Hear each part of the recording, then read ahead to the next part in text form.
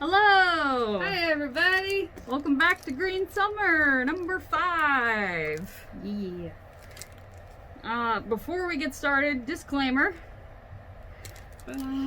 You need to be at least 13 to listen to our reading. We are doing a young adult book. We do not censor the book. It is a John Green book. There are some adult themes, and the themes that we deal with are identity, selfhood and mental illness, chaos, forces, order and control, language and meaning, privilege, power and wealth, and there is some language as well. So just to be aware, disclaimer. Alright, if you're rejoining us from our last visit, we did do a day early because it was the 4th of July weekend, and we did our crafts last time that were the lizards, and this time we are doing our loafing. Hashtag loafing, where you write a humorous list of all the things that you were supposed to do today that you are not going to do, and why. Annika, would you like to show us yours? I thought we were doing limericks. I pay attention, don't I? And I'm in charge of this with her. Okay, so this is 5 years of an English literature degree for all of you. This is a list of things I need to do. Important things, like this list, are things I need to do. Yep, that's my list. Hooray! Mine was today I was supposed to clean discs and put away more books. Instead, I had to make this list. Took longer than I thought. But in reality, you know, I just got distracted having to help patrons and everything today, and didn't get to do everything. I never get to do everything I want to do in a day. There's not enough hours for me. I just, my brain sort of finds its own pathway, and then before I know it, it's time to go to bed. And I'm a part of Procrastination Nation over here. Woo, PN. Yes. So last time that we read, Annika was reading about how, you know, she was going to see her therapist. Asa went to see her therapist, and it didn't go as well as we all wanted it to go, unfortunately. And I know that she was having some issues with her friend Daisy because of the way that Daisy was spending the money, and that she was even spending the money in the first place, because she's supposed to be saving it for at least 6 months. Things we would probably be doing too. Yeah, I mean, honestly. you come into money, now you can finally get something. Yeah, and she got practical things. Oh no, it's trying to reconnect. Oh no. 5, 4, 3. Hey! We're back. Sorry. Okay, sorry about that. Yeah, we're having some technical difficulties. So our setup currently is that we are filming on our phones in a closet. And it's a beautiful room, and I love it. It's just that unfortunately our connections aren't always the most stable. So thank you for bearing with us during that. Thank you. We definitely appreciate your trials, and We love you. we do love you so much. I love you. So yeah, our apologies. We are making steps forward to not have to rely on our phones in the near future. So hopefully that will amend itself, and we will be having a steady stream, nice and professional looking. Right now we're kind of just... We have a green screen. We have a green screen. Thank you. Thank you, Dorothy and Vicky. Yes. Shout out. Shout out to the girls. They hooked us up. So yeah, our director has put in forth some plans to be able to continue on with better equipment, so that way we can have an uninterrupted, more professional outline going in the future. So we were talking about Aza's friend Daisy. Yeah, Daisy. And we were talking Special Daisy. Special Daisy. And you know, she did buy essentials too, is the thing. She bought essential items. A car and a laptop. A car and a laptop. They are essential nowadays. They are essential nowadays. Very essential. Unless you have a reliable public transport system, you are required to have a car for mobility, and you're required to have a computer for school and work and all the extra things that you have to do when you go home. Alrighty, should we get started? Yes. Okay, so we are on chapter 13 of Turtles All the Way Down by John Green. Here we go. Despite my having psychologically decompensated in his presence, Davis texted me the next morning before I even got out of bed. Him, want to watch a movie tonight? Doesn't have to be set in space. Me, I can't. Another time maybe? Sorry I freaked out and for the sweating and everything. Him, you don't even sweat an unnormal amount. Me, I definitely do, but I don't want to talk about it. Him, you really don't like your body. Me, true. Him, I like it. It's a good body. I enjoyed being with him more in this non-physical space, but I also felt the need to board up the windows of myself. Me, I feel kind of precarious in general, and I can't really date you, or date anyone. I'm sorry, but I can't. I like you, but I can't date you. Him, we agree on that. Too much work. All people in relationships ever do is talk about their relationship status. It's like a Ferris wheel. Me, huh? Him, when you're on a Ferris wheel, all anyone ever talks about is being on the Ferris wheel, and the view from the Ferris wheel, and whether or not the Ferris wheel is scary, and how many more times it'll go around. Dating is like that. Nobody who's doing it ever talks about anything else. I have no interest in dating. Me, well, what do you have an interest in? Him, you. Me, I don't know how to respond to that. Him, you don't need to. Have a good day, Asa. Me, you too, Davis. I had an appointment with Dr. Karen Singh the next day after school. I sat on the love seat across from her and looked up at that picture of a man holding a net. I stared at the picture while we talked because of the relentlessness of Dr. Singh's eye contact was a little too much for me. How have you been? Not great. What's going on? She asked. In my peripheral vision, I could see her legs crossed, black short-heeled shoes, her foot tapping in the air. There's this boy, I said. And? I don't know, he's cute and smart and I like him, but I'm not getting any better. And I just feel like if I can't make me happy, then what can? I don't know. What can? Ugh, I groaned. That's such a psychiatrist move. Point taken. A change in personal circumstances, even a positive one, can trigger anxiety. So it wouldn't be uncommon to feel anxious as you develop a new relationship. Where are you with the intrusive thoughts? Well, yesterday I was making out with him, and I had to stop everything because I couldn't stop thinking about how gross it was. So not great. About how gross what was? Just how his tongue had its own particular microbiome, and once he sticks his tongue in my mouth, his bacteria becomes part of my microbiome for literally the rest of my life. Like, his tongue will sort of always be in my mouth until I'm dead, and then his tongue microbes will eat my corpse. And that made you want to stop kissing him? Well, yeah, I said. That's not uncommon. So part of you wanted to be kissing him, and another part of you felt the intense worry that comes with being intimate with someone. Right, but I wasn't worried about the intimacy. I was worried about microbial exchange. Well, your worry expressed itself as being about microbial exchange. I just groaned at this therapy bullshit. She asked me if I had taken my Ativan. I told her I hadn't brought it to Davis's house. And then she asked me if I was taking the Lexapro every day. And I was like, not every day.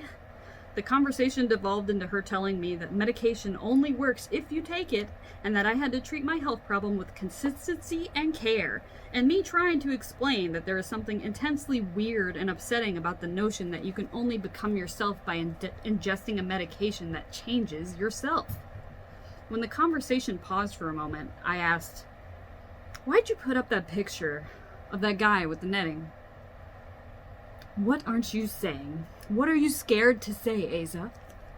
I thought about the real question, the one that remained constantly in the background of my consciousness, like a ringing in the ears. I was embarrassed of it, but also I felt like saying it might be dangerous somehow. Like how you don't ever say Voldemort's name. I think I might be a fiction, I said. How's that? Like, you say it's stressful to have a change in circumstances, right? She nodded. But what I want to know is there a you independent of circumstances? Is there a way down deep me who is an actual real person? The same person if she has money or not? The same person if she has a boyfriend or not? The same if she goes to this school or that school? Or am I only a set of circumstances? I don't follow how that would make you fictional. I mean, I don't control my thoughts, so they're not really mine. I don't decide if I'm sweating or getting cancer or C. diff or whatever, so my body isn't really mine. I don't decide any of that. Outside forces do. I'm a story they're telling. I am circumstances. She nodded. Can you apprehend these outside forces?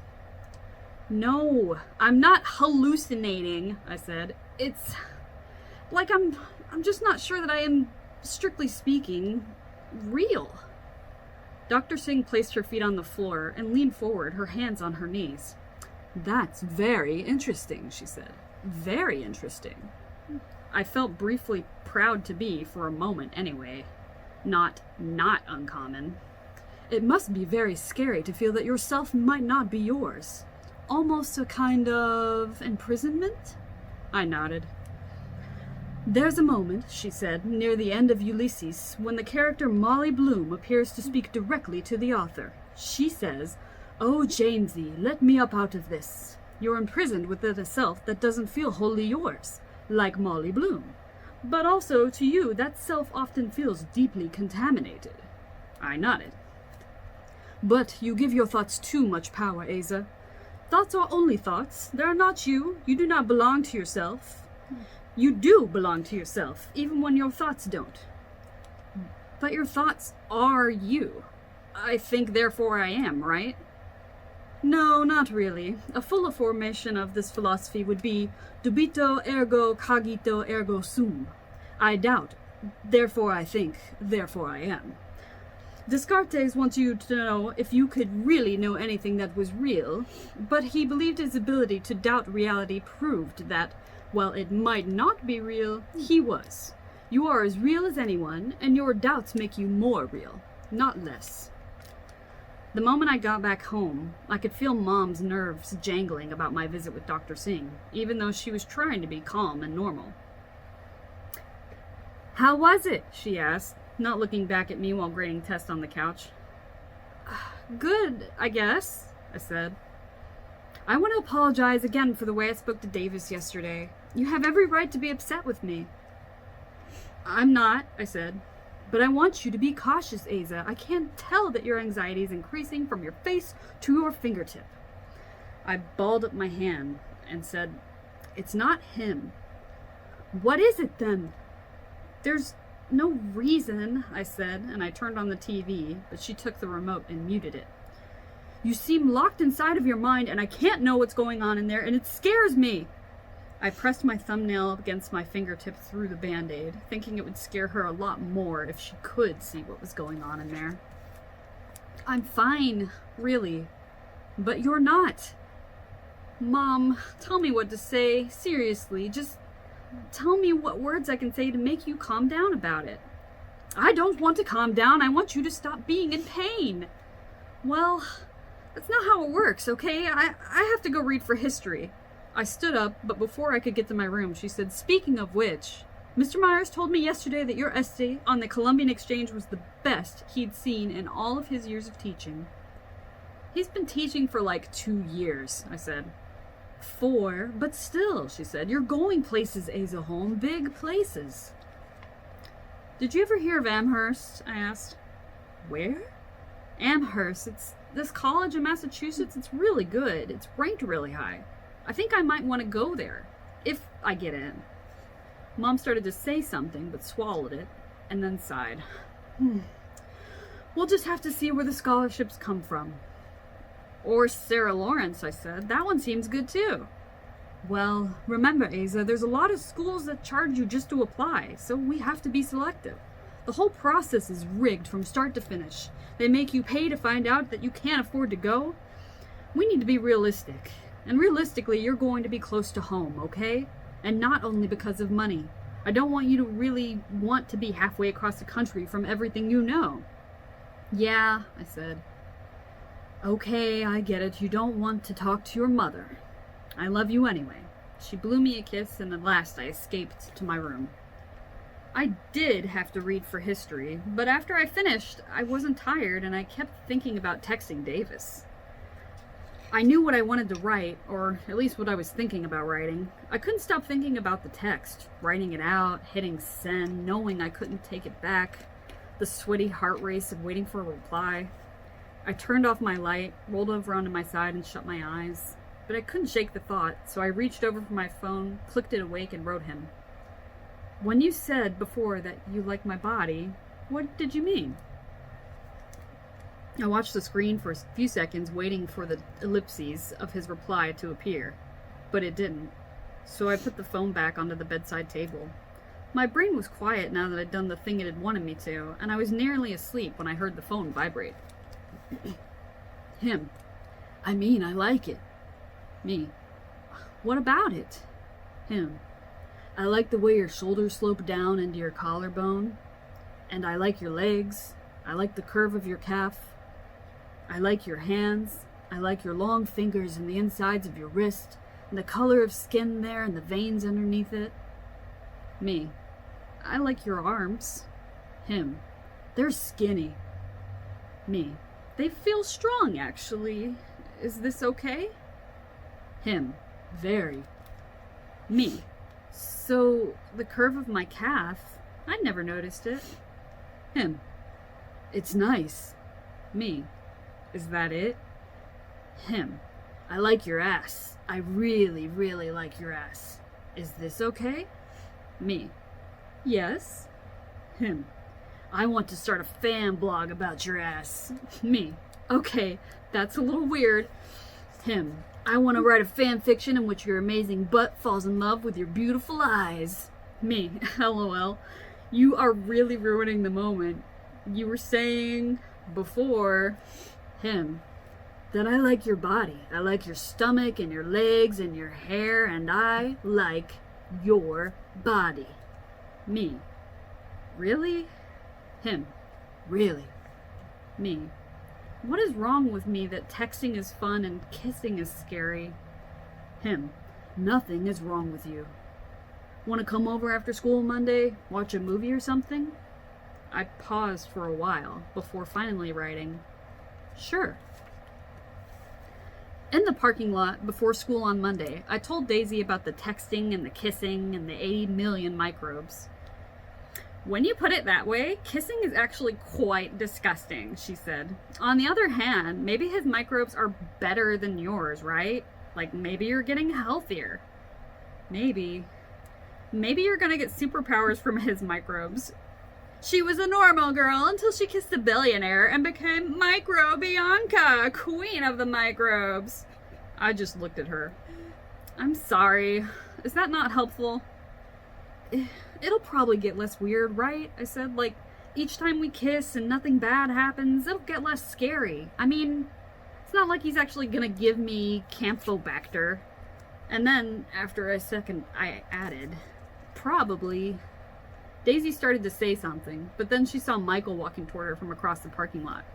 You'll be fine, Holmesy. See you at lunch. Love you, she said, and then took off toward Michael. She threw her arms around him and kissed him dramatically on the lips, one leg raised at the knee like she was in a movie or something. I drove over to Davis's house straight from school. The wrought iron gates at the entrance of the driveway were closed, and I had to get out to press the intercom button. Boop! Pickett Estate, said a voice I recognized as Lyle's. Hi, it's Asa Holmes, Davis's friend, I said. He didn't answer, but the gate began to creak open. I got back in Harold and drove up the driveway. Lyle was sitting in his golf cart when I arrived next to the house. Hi, I said.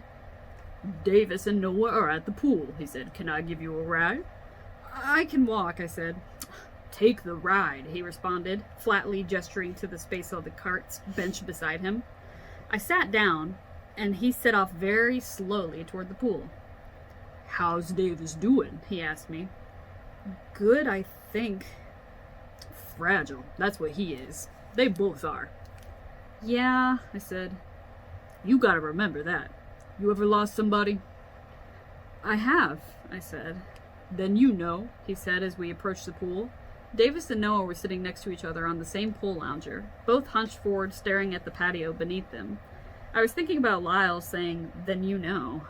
I didn't. I mean, not really. Every loss is unprecedented. You can't ever know someone else is hurt. Not really. Just like touching someone else's body isn't the same as having someone else's body. When Davis heard the golf cart pull up, he turned his head to me and nodded, and then stood up. "Hi," I said. "Hey, I, need a few minutes here. Sorry, something came up with Noah. Lyle, why don't you show Asa around? Show her the lab, maybe? I'll meet you there in a bit, okay?" I nodded and then got back into the golf cart. Lyle took out his cell phone. "Malik, you got a few minutes to give Davis's friend a tour? We'll be there shortly." Lyle drove past me. Excuse me. Lyle drove me past the golf course, asking me about my school and my grades and what my parents did for a living. I told him my mom was a teacher. "Dad's not in the picture?" "He's dead?" "Oh, I'm sorry." We followed a packed dirt path through a strand of trees to a rectangular glass building with a flat roof. A sign outside read "Laboratory." Lyle walked me to the door and opened it, but then said goodbye. The door closed behind me, and I saw Malik, the zoologist, leaning over a microscope. He seemed to not have heard me walk in. The room was enormous, with a long black table in the center, like the ones from chemistry class. There were cabinets beneath it and all kinds of equipment on top of the table, including some stuff I recognized. Glass test tubes, bottles of liquid, and a lot of stuff I didn't recognize. I walked over toward the table and looked at a circular machine with test tubes inside of it. "Sorry about that," Malik said, "but these cells don't live very long outside the body, and Tua only weighs 1.5 pounds, so I try not to take more blood from her than necessary. That's a centrifuge." He walked over and held up a test tube that contained what looked like blood, and then placed it carefully in a rack of tubes. "So, you're interested in biology?" "I guess," I said. He looked at the little pool of blood in the bottom of the test tube and said, "Did you know that the tuatara can carry parasites? Tua carries salmonella, for instance, but they never get sick from them." "I don't know much about tuatara." "Few people do, which is a real shame, because they're by far the most interesting reptile species, truly a glimpse into the distant past." I kept looking at the tuatara blood.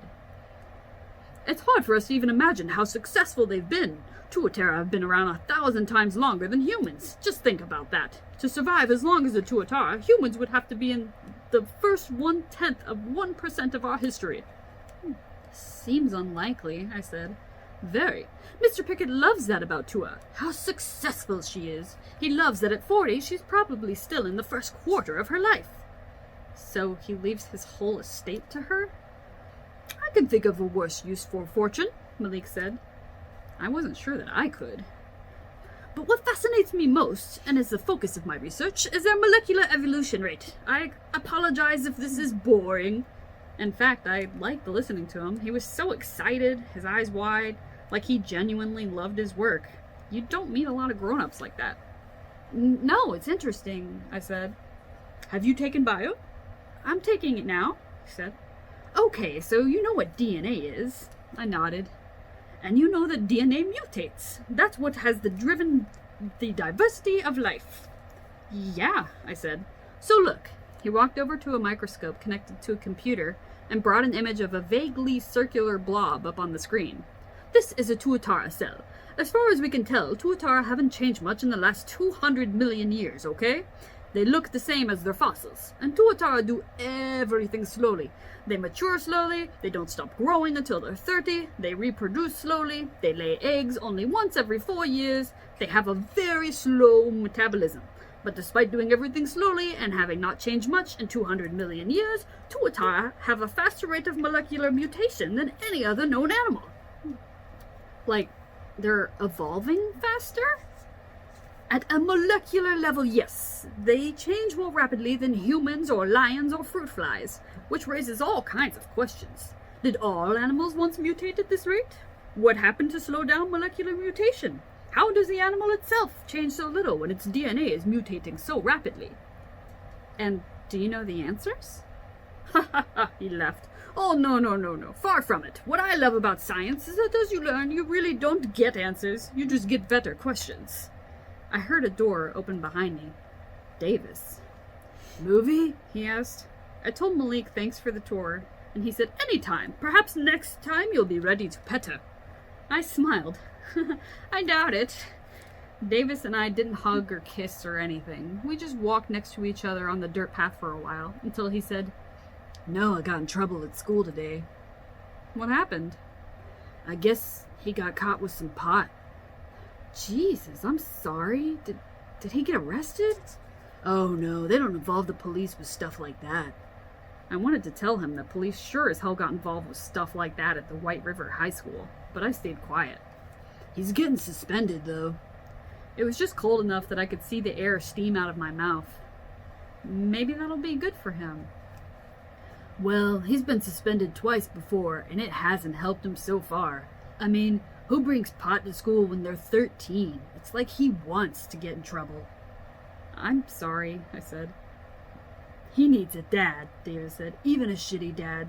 And I can't, I have no fucking idea what to do with him. Lyle tried to talk to him today, but Noah's just so monosyllabic. Cool, yeah, sup, right. I could tell he misses Dad, but I can't do anything about it, you know? Lyle isn't his father. I'm not his father. Anyway, I just really needed to vent, and you're the only person I can talk to at the moment. The only rolled over me. I could feel my palms starting to sweat. Let's watch that movie, I said at last. Down in the theater, he said to me, I was trying to think of space movies you might like. This one is ridiculous, but also kind of awesome. If you don't like it, you could pick the next 10 movies we watch. Deal? Sure, I said. The movie was called Jupiter Ascending, and it was both ridiculous and kind of awesome. A few minutes in, I reached over to hold his hand, and it felt okay. Nice, even. I liked his hands and the way his fingers intertwined with mine, his thumb turning little circles in the soft skin between my thumb and forefinger. As the movie reached one of its many climaxes, I giggled at something ridiculous. And he said, Are you enjoying this? And I said, Yeah, it's silly but great. I felt like he was still looking at me, so I glanced over at him. I can't tell if I'm misreading the situation, he said, and the way he was smiling made me want to kiss him so much. Holding hands felt good when it often hadn't before, so maybe this would be different now too. I leaned over the sizable armrest between us and kissed him quickly on the lips. And I liked the warmth of his mouth. I wanted more of it, and I raised my hand to his cheek and started really kissing him now, and I could feel his mouth opening, and I just wanted to be with him like a normal person would. I wanted to feel the brain-fuzzing intimacy I felt when texting him, and I liked kissing him. He was a good kisser. But then the thoughts came, and I could feel his spit alive in my mouth, and I pulled away as subtly as I could manage. You okay? Yeah, I said, yeah, totally. Just want to... I was trying to think of what a normal person would say, like maybe if I could just say and do whatever normal people say and do, then he would believe me to be one. Or maybe I could even become one. Take it slow, he suggested. Yeah, I said. Yeah, exactly. Cool. He nodded toward the movie. I've been waiting for the scene. You'll love it. It's bonkers. There's an Edna St. Vincent Millay poem that's been rambling around inside of me ever since I first read it, and part of it goes, Blown from the dark hill hither to my door, 3 flakes, then 4, arrive, then many more.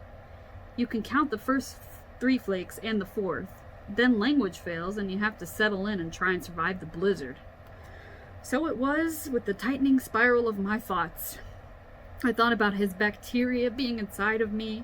I thought about the probability that some percentage of said bacteria were malicious. I thought about the E. coli and the Campylobacter and the Clostridium difficile, that they were very likely an ongoing part of Davis's microbiota. A 4th thought arrived, then many more. I have to go to the bathroom, I said. I'll be right back. I emerged from the basement to find the dying light of the day shining through the windows, making the white walls look a little pink. Noah, playing a video game on the couch, said, "Asa?" I spun around and entered a bathroom. I washed my face, stared at myself in the mirror, watching myself breathe. I watched myself for a long time, trying to figure out a way to shut it off, trying to find my inner monologue's mute button. Trying. And then I pulled the hand sanitizer out of my jacket and squeezed a glob of it into my mouth. I gagged a little as I swished the burning slime of it around my mouth, then swallowed. "You watching Jupiter Ascending?" Noah asked as I left the bathroom. "Yeah." "Dope!" I turned to leave, but then he said, "Asa?" I walked over next to him and sat next to him on the couch. "Nobody wants to find him." Your dad, you mean? It's like I can't think of anything else. Do you think like he would really disappear and not even text us? Do you think maybe he's trying and we just haven't figured out how to listen? I felt so bad for the kid. "Yeah, maybe," I said. "Or maybe he's just waiting until it's safe." "Right," Noah said. "Yeah, that makes sense. Thanks." I was starting to stand up when he said, "But couldn't he have sent an email? They can't trace that stuff if you just use public Wi-Fi. Couldn't he have texted us from a phone that he picked up somewhere?" "Maybe he's scared," I said. I was trying to help, but maybe there was no helping. "Will you keep looking, though?" "Yeah," I said. "Yeah, sure, Noah." He reached over to pick up his video game controller, to my sign to go back downstairs. Davis had paused the movie in the midst of a starfighter battle, and the bright light from a suspended explosion was reflected in his glasses as he turned to look at me. I sat down next to him, and he asked, "You all right?" "I'm really sorry," I said. Is there something I should do different?" "No, it has nothing to do with you. It's just like, I can't talk about it right now." My head was spinning, and I was trying to keep my mouth turned away from him so he wouldn't smell the hand sanitizer on my breath. "That's fine," he said. I like us. I like that we've got our own way of doing things." "You don't mean that." "I do." I was staring at the frozen moving screen, waiting for him to unpause it. "I overheard you talking to Noah." I could still feel his spit in my mouth, and the respite that the hand sanitizer had provided was dwindling away. If I could still feel his spit, it was probably still in there. "You might need to drink more of it." "This is ridiculous. Billions of people kiss and nothing bad happens to them." "You know you'll feel better if you drink more." "He needs to see somebody," I said, "a psychologist or something." "He needs a father." "Why did you even try to kiss him? You should have known. You could have had a normal night, but you chose this." "Right now needs to be about Noah, not about me. His bacteria are swimming in you. They're all on your tongue right now. Even pure alcohol can't kill them all." "Do you want to just watch the movie?" I nodded, and we sat next to each other, close, but not touching, for the next hour, as the spiral tightened. After I got home that night, I went to bed, but not to sleep. I kept starting texts to him and then not sending them, until finally I put the phone down and took my laptop out. I was wondering what had happened to Davis's online life. Where had he gone once he shut down his social media profiles? The Google hits related to Davis were overwhelmingly about his father. "Pickett Engineering CEO reveals in an interview that he won't leave a dime to his teenage children," etc. Davis hadn't updated his Instagram, Facebook, Twitter, or blog since the disappearance, and searches for his two usernames, Dal Goodman and Davis Not Dave 02, turned up only links to other people. So I started looking for similar usernames. Dal Goodman 02. Dave is not Dave. Davis is not David. And then guessing at Facebook and blog URLs. And then finally, after more than an hour, just after midnight, it finally occurred to me to search for the phrase, "The leaves are gone and you should be too." A single link came up to a blog with the username is not id 02. The site has been created 2 months earlier, and like Davis's previous journal, most of the entries began with a quote from someone else and concluded with a short cryptic essay. But this site also had a tab called Poems. I clicked over to the journal and scrolled down until I reached the first entry. In 3 words, I can sum up everything I've learned about life. It goes on. Robert Frost. 14 days since the mess began. My life isn't worse exactly, just smaller. Look up long enough and you start to feel your infinitesimality. The difference between alive and not? That's something. But from where the stars are watching, there is almost no difference between varieties of alive, between me and the newly grown grass that I'm lying on right now. We are both astonishments, the closest thing in the known universe to a miracle. And then a plank in reason broke, and I dropped down and down. Emily Dickinson. There are about 100 billion stars in the Milky Way, one for every person who ever lived, more or less. I was thinking about that beneath the sky tonight, unseasonably warm, as good a showing of stars as one gets around here. Something about looking up always makes me feel like I'm falling. Earlier I heard my brother crying in his room, and I stood next to the door for a long time. And I know he knew I was there because he tried to stop sobbing when the floorboards creaked under my footstep. And I just stood out there for the longest time, staring at his door, unable to open it. Even the silence has a story to tell you. Jacqueline Woodson. The worst part about being truly alone is that you think about all the times you wish that everyone would just leave you be. Then they do, and you are left being, and you turn out to be terrible company. The world is a globe. The farther you sail, the closer to home you are. Terry Pratchett. Sometimes I open Google Maps and zoom in on random places where he might be. S came by last night to walk us through what happens now. What happens if he's found? What happens if he's not? And at one point he said, "You understand that I'm referring now not to the physical person, but the legal entity." The legal entity is what hovers over us, haunting our home. The physical person is in that map somewhere. I am in love with the world. Maurice Sendak. We always say that we are beneath the stars. We aren't, of course. There is no up or down, and anyway, the stars surround us. But we say we're beneath them, which is nice. So often English glorifies the human. We are whos, other animals are that's, but English puts us beneath the stars, at least. Eventually, a she showed up. What's past is prologue. William Shakespeare. Seeing your past, or a person from your past, can for me at least be physically painful. I'm overwhelmed by a melancholic ache, and I want the past back, no matter the cost. It doesn't matter that it won't come back, and that it never even actually existed as I remember it. I want it back. I want things to be like they were, or like I remember them having been, whole. But she doesn't remind me of the past for some reason. She feels present tense. The next entry was posted late the night he'd given me the money, and more or less confirmed that she was me. Awake, dear heart, awake! Thou hast slept well. Awake! William Shakespeare. I wonder if I fucked it up. But if I hadn't done it, I'd have wondered something else. Life is a series of choices between wonders. The isle is full of noises. William Shakespeare.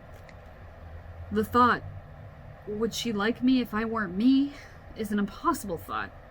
It folds in upon itself, but what I mean is, would she like me if the same body and soul were transported into a different life? A lesser life? But then, of course, I wouldn't be me. I'd be someone else. The past is a snare that has already caught you. A nightmare, Daedalus said, from which I am trying to awake. And then, the most recent entry. The thing of darkness, I acknowledge mine. William Shakespeare. She noted more than once that the meteor shower was happening, beyond the overcast sky, even if we could not see it. Who cares if she can kiss? She can see through the clouds. It was only after reading every journal entry that I noticed the ones about me began with quotes from The Tempest. I felt like I was invading his privacy, but it was a public blog, and spending time with his writing kind of felt like spending time with him, only not as scary. So I clicked over to the poems section. The first one went, My mother's footsteps were so quiet, I barely heard her leave. Another. You must never let the truth get in the way of beauty, or so E. E. Cummings believed. This is the wonder that's keeping stars apart. He wrote of love and longing. That often got him laid, I'm sure, which was the poem's sole intent. But gravity differs from affection. Only one is constant. And then the first poem, written on the same day as the first journal entry, 2 weeks after his father's disappearance. He carried me around my whole life, picked me up, took me here and there, said, "Come with me, I'll take you, we'll have fun." We never did. You don't know a father's weight until it's lifted. As I reread the poem, my phone buzzed. Davis. Hi. Me. Hi. Him. Are you on my blog right now? Me. Maybe. Is that okay? Him. I'm just glad it's you. My analytics said someone from Indianapolis has been on the site for 30 minutes. I got nervous. Me. Why? Him. I don't want my terrible poems published in the news. Me. Nobody would do that. Also, stop saying that your poems are terrible. Him. How did you find it? Me. Searched, the leaves are gone and you should be too? Nothing anyone else would know to search. Him. Sorry if I sound paranoid. I just like posting there and I don't want to have to delete it. Him. It was nice to see you tonight. Me. Yeah. I saw the ellipses. That meant he was typing. But no words came after. So after a while I wrote him. Me. Do you want to FaceTime? Him. Sure. My fingers were trembling a little when I tapped the button to start a video call. His face appeared gray in the ghost light of his phone, and I held a finger up to my mouth and whispered, "Shh." And we watched each other in silence, our barely discernible faces and bodies exposed through our screen's dim light, more intimate than I could ever be in real life. As I looked at his face looking at mine, I realized the light that had made him visible to me came mostly from a cycle. Our screens were lighting each of us with the light from each other's bedroom. I could only see him because he could see me. And the fear and excitement of being in front of each other in that grainy silver light, it felt like I wasn't really in my bed, and he wasn't really in his. Instead, we were together in this non-sensorial place, almost like we were inside of the other's consciousness, a closeness that real life with its real bodies could never match. After we hung up, he texted me, "I like us. For real." And somehow, I believed him. And I guess that's the whole section for this time. Because we're getting close to the end. 3 weeks left. 3 more sessions. Woo, woo, woo. Wow. That was cute. Oh my gosh, it was so good. Okay, so cute. I really, really feel for Noah. First off, like, he cannot be having an easy time, and he's acting out because he's just so miserable and wanting to find his father, and he's trying to process those feelings of, does my dad even want to be... Maybe acting out to see if the school would be able to get a hold of his dad. Yeah, probably to have somebody do something about it, and maybe even just to have some adult attention, and that's just so heartbreaking. Poor kid.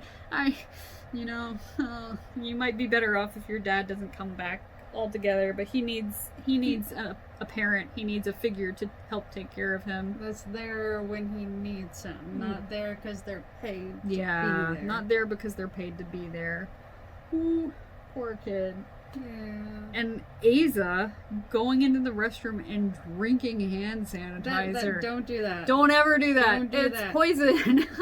It is not the alcohol your body can ingest. No, it's not the same variety of alcohol. It's gonna- completely different chemical makeup, and It's going to do so much more damage than any microbiome she's thinking of. yeah. Well, maybe not all of them. Isopropyl alcohol is not meant for your guts. Yeah.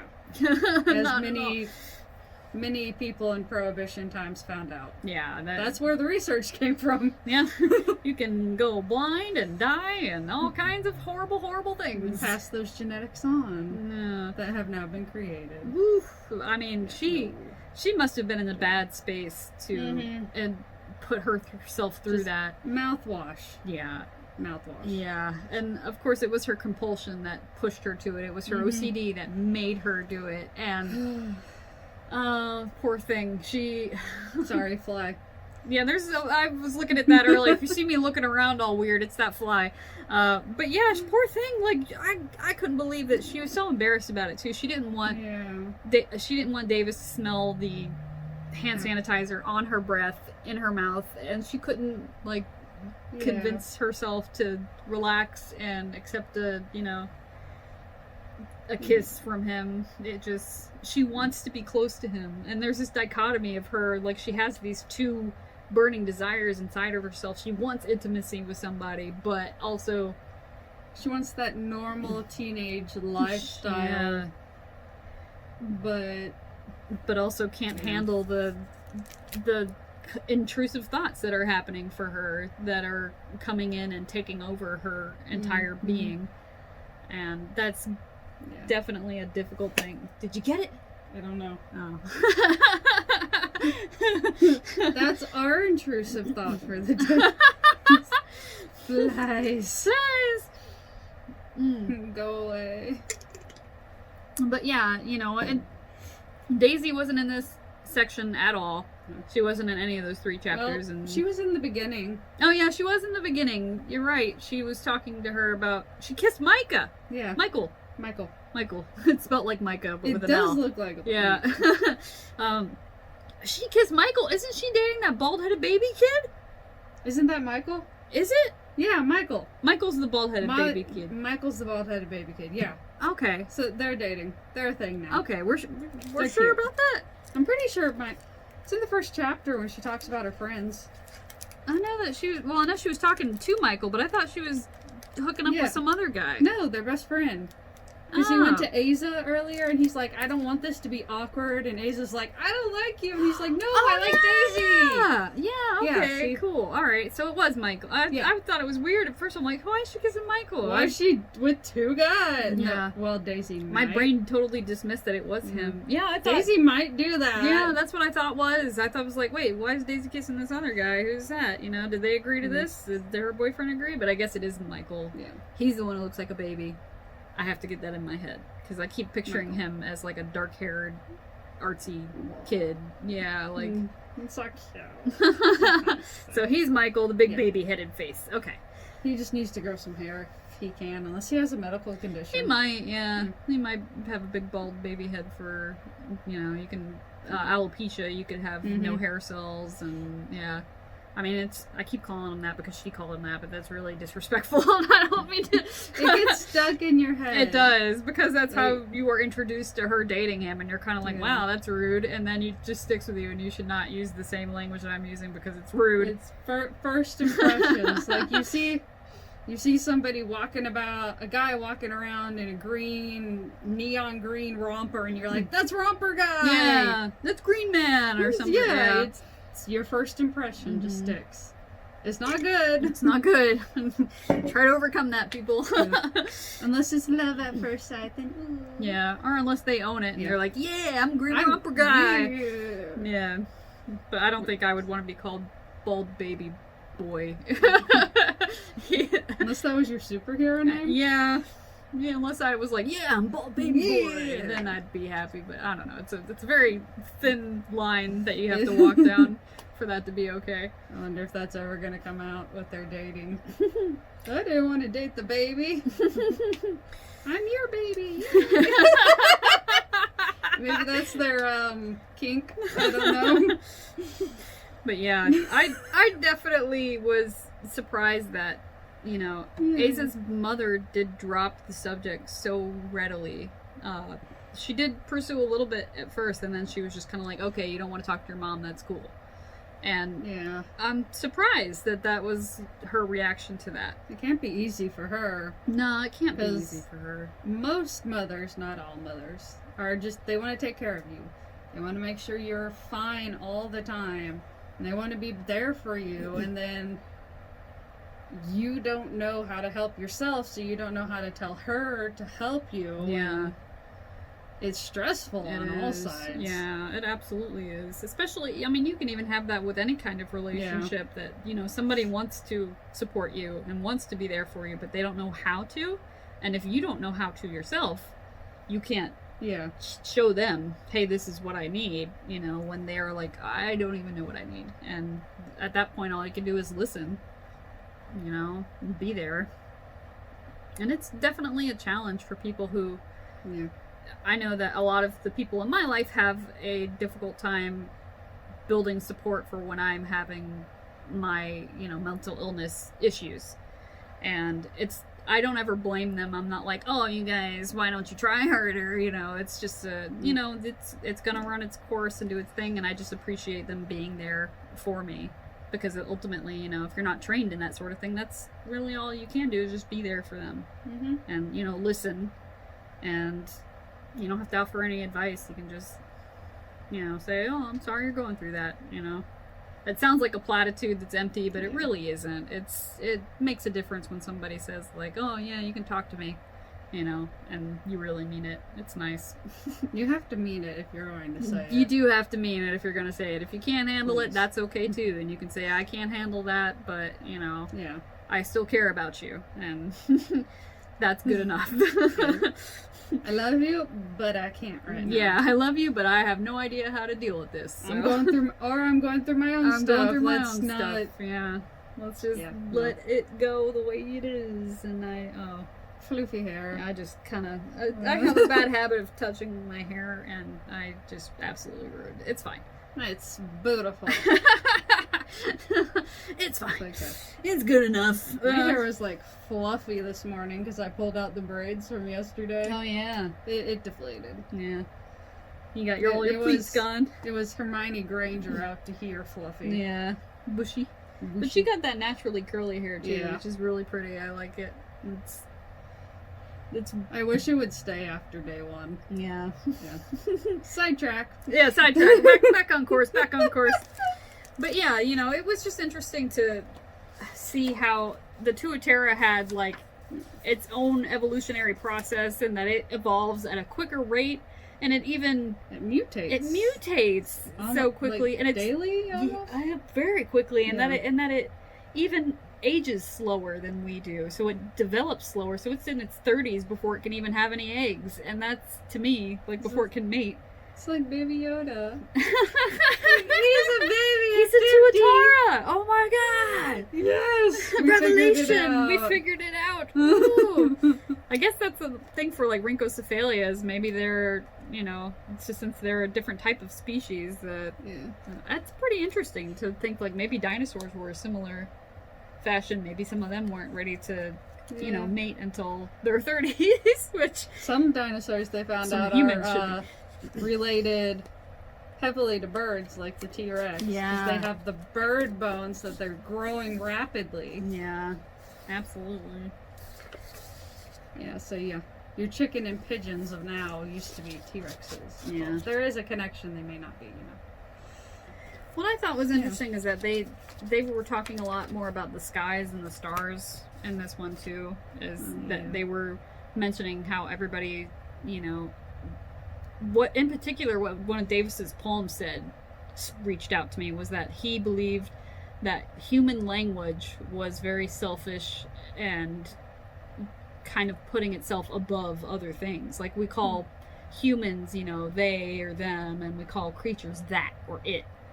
And that the stars, it says that we're beneath them, even though they literally are all around our planet. We consider ourselves to be beneath the stars, and that was the only place in language that he heard in common nomenclature that would put humans lesser than Yeah. something else. And I thought that was really interesting. Yep, and it's, I believe, stated in Genesis, God made the heaven and the stars, then earth. He made all the creatures, then man, and created man to rule over the creatures of earth. Oh, so that makes sense then why it would be a common 'Cause usage. The English language is Yeah. very Christian. It is, yeah. All the Latin roots and everything Yeah. that happened, yeah. We took a lot from Germanic language too. Yay, Germany. That's probably because of like all the Nordic, Yeah. all the Old Norse languages that fused together with Latin and Yeah. and German, and we're just there we go. English is the word's not in the book. I don't want to say it. Do you? Oh yeah, English is a It's a- large gathering of it Yeah. like a conglomerate of fungus that grew together and had spored out and just turned into its own It's thing. messed up. It's very interesting the way that we come across our own language, and even then, it's always evolving. R. Yeah, No and no. yeah. Figure out which one I just Bass said and first. bass and bass, read and read, lead and lead, and all of these things Just that American and British versions of words. yeah. Like basil and basil. I hid my label maybe a little bit. I don't know. I'm trying to check, but hopefully, well, no, we're not endorsed by anybody. I just happen to be drinking this, so just so you know, beverage, But I've been just- unnamed beverage time. There, that's the only part without. Wait, yeah, if you drink it, you know what it is. Yeah, exactly. Sorry. So sorry, we're not endorsed by anybody. It's just what we bought and brought here. Yeah. I just happen to drink this tea myself. I'm not saying it's good for you or anyone else. But yeah, so for this week's craft, I was gonna do the crossword, but I'm worried that the crossword will maybe get spoilers in there. Do you think it will?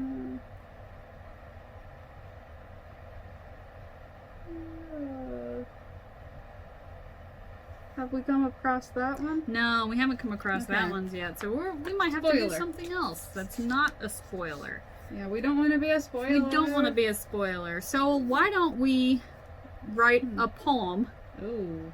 that is, it doesn't have to be long, but a poem that expresses, your true inner self or your struggle to find your true inner self and what that means. You can take inspiration from anywhere and make it your own. It doesn't have to rhyme. It doesn't have to follow any kind of iambic pentameter or anything. It can just be an expression of who you are. It could be a haiku or anything that you would prefer to place onto. You could do a sonnet, although that would take a very long time probably. Yeah. You can do a Unless limerick. you are awesome. Yeah. In which case, show us your awesomeness, because we think you guys are all awesome. Like, Yep.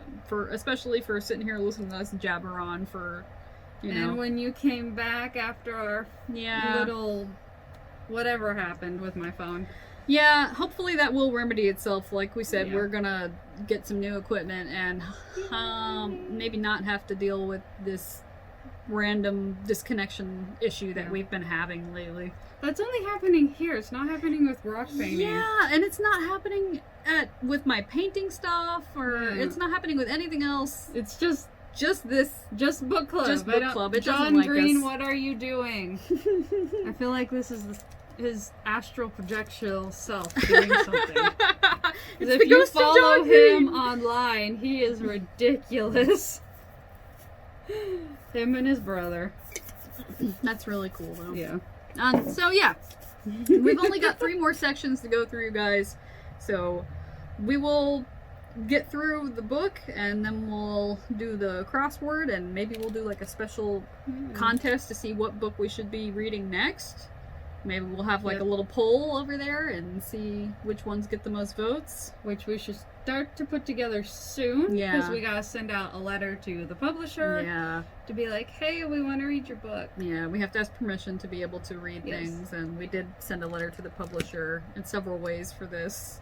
Yes. And just to cover all our bases to make sure that, hey, you know, we want to read this and We want to read it online. Yeah. That's the issue. we're not looking to make money off of it or anything. We just want to engage with our audience who can't be here with us because of the unfortunate pandemic that's happening right now. And Yep. we miss all of our readers, we miss our patrons, and we would, you know, very much. We'd love to be able to do this in person. Yeah, we would love to be able to do this in person, but unfortunately, right now it's not feasible. So. Just ignore the text. Oh, I was reading. I thought it was from one of our people. I was like, oh, what's that say? It's a text from my dad. Hi, Dad. Are you watching this? If not, you should be. Shame on you. Watch this. Your daughter is doing a good job. Support her. I'm just messing with you, Alan. I He's love you. probably playing a video game. Also a good pastime. I approve. Yes. But yeah, so did you have anything else that you wanted to add before we end today's session? That was my Sailor Moon pose. My magical girl. That's my thumb hole. Like that looked weird on screen. Not that I can think of. Okay. Other than don't get in your head like I'm getting in my head right now about having to write a poem. Yeah, it's meant to be fun. Yeah, that's why this was last minute. Yeah. It literally happened 5 minutes before we went live. I had to write online because I didn't even finish typing it. So. Oh, I thought that was intentional. No, hashtag loafing, like in real life, Yeah. because I was so busy with everything else when I just pulled a crunk from Emperor's Groove. Cusco's poison. The poison for Cusco. The poison that will kill Cusco. Cusco's poison. What a great thing to model your list after, Hanukkah. I'm so proud of you. Oh, we're all crunk. I'm crunk. Yeah, Squeak squeaker squeaking. If you haven't seen the movie, watch it. It's funny. Yeah, we can endorse That's that. not That's a an G ex- rating. Yeah, That's not an assignment, but you need to do it. it's not an assignment, but your life will be better Yes. improved by watching Mhm. this film. And I guess, is there a movie for Turtles All the Way Down? I don't think so. If there is, we will have to find some way to maybe see if we can't I think get the it's- license and show I that. think it's too new. Well, it came out 2017. So maybe there might. We'll have to check I that don't out know. and see. We'll do some research, guys, because if I there know is, he's got a TV series and a couple movies. he's got a TV series. Yeah, Looking for Alaska Oh, that's a TV series. on Hulu, and we have it at the library. Oh, hey, y'all can come check out some John Green stuff at the library. You can do your holds online too if you don't Yep. want to come in person. Put And your you hold can- online, and you yeah. can call us when you get to the parking lot, and we'll bring it out to your car for curbside if you don't feel comfortable coming in. Yeah. Or if you'd like to be We masked understand. up, we understand. Yeah, we know what people are going through right now, and we want everybody to be healthy and safe Mhm. as much as possible. So I have to go in the stores because I don't believe these people are doing what I want them to do. But that's just me. I don't go in the stores, and I get everything delivered to me, and I very much am a store avoider as much as I can be. So however you want to do, we support you, you guys. We Yes. love you. We have both situations going on in here. Yeah, and thank you for supporting us by watching us because Yes. we really appreciate it, and we would love to be able to do it in person. Wait. Okay, we love you.